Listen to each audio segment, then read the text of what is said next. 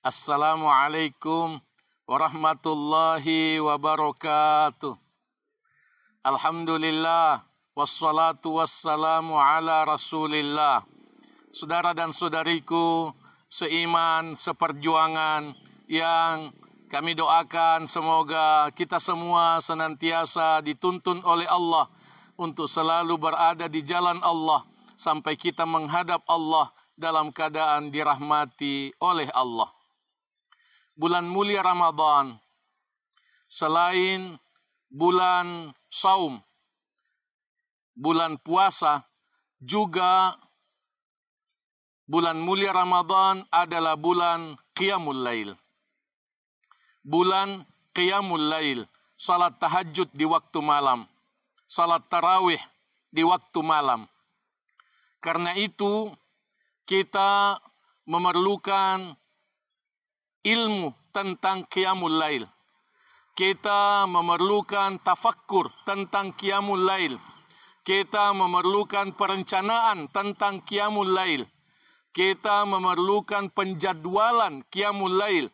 Kita memerlukan muhasabah Qiyamul Lail.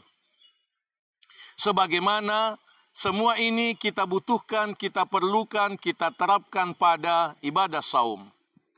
Qiyamul Lail, salat malam, adalah salat sunnah yang paling afdal pada waktu malam. Salat sunnah yang sangat dianjurkan oleh Rasulullah sallallahu alaihi wasallam. Qiyamul Lail Rasulullah sallallahu alaihi wasallam, apalagi pada bulan mulia Ramadan, itu beliau lakukan berjam-jam.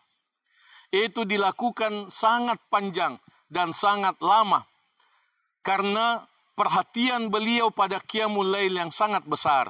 Karena itu kita memerlukan ilmu, perencanaan, penghayatan, pengawasan, pengamalan, dan evaluasi, introspeksi pada pengamalan Qiyamul Lail kita.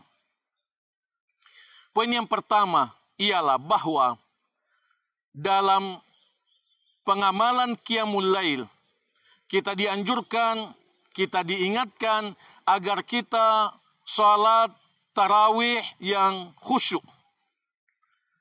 Kita tidak dianjurkan untuk ikut salat tarawih yang pelaksanaannya terlalu cepat atau ribut, tidak tenang, tidak hening. Amalkanlah salat tarawih yang pelan-pelan. Amalkanlah salat tarawih yang pelan-pelan. Yang kedua, kita dianjurkan untuk mengikuti salat tarawih sampai selesai witir.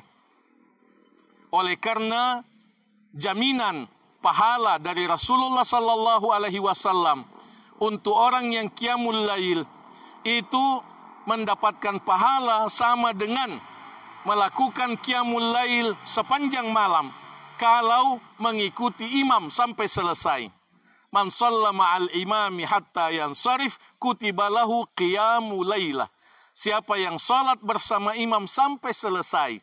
Karena itu kurang baik kalau kita meninggalkan masjid pada salat tarawih sebelum salat witir bersama imam.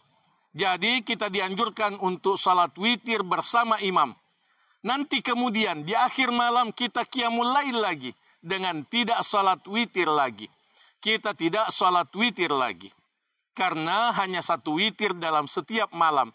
Rasulullah sallallahu alaihi wasallam bersabda, la witrani fi lailah. Tidak ada dua witir dalam satu malam. Jadi kalau kita witir di awal malam, tidak witir lagi di akhir malam. Yang ketiga dan ini yang paling penting adalah mendidik diri kita untuk lebih khusyuk dalam salat tarawih, dalam salat Qiyamul Lail. Kita khusyuk, kalau bisa sampai kita menangis karena khusyuk, karena takut, karena cinta, karena harap kepada Allah Tabaraka wa Ta'ala. Mari kita renungkan firman Allah Tabaraka wa Ta'ala dalam surah Az-Zumar ayat 9. Penting sekali bagi orang yang Qiyamul Lail. A'udzubillahi minasyaitonir rajim. Amman huwa qanitun ana al-laili sajidaw wa qa'ima.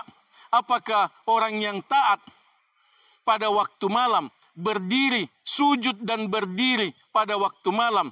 Yahdzarul akhirah, sangat takut pada azab pada hari akhirat. Wa yarju rahmata rabbih, dan sangat mengharapkan rahmat dari Rabbnya, dari Allah tabaraka wa ta'ala. Qul hal yastawil ladzina ya'lamuna wal ladzina la ya'lamun. Katakanlah, apakah sama orang yang tahu dengan orang yang tidak tahu? Tentu tidak sama. Innama yatadzakkaru ulul albab. Sesungguhnya hanya sadar, yang bisa sadar hanyalah orang yang menggunakan sari pikiran. Orang yang menggunakan sari pikiran, orang yang beriman kepada Allah tabaraka wa ta'ala.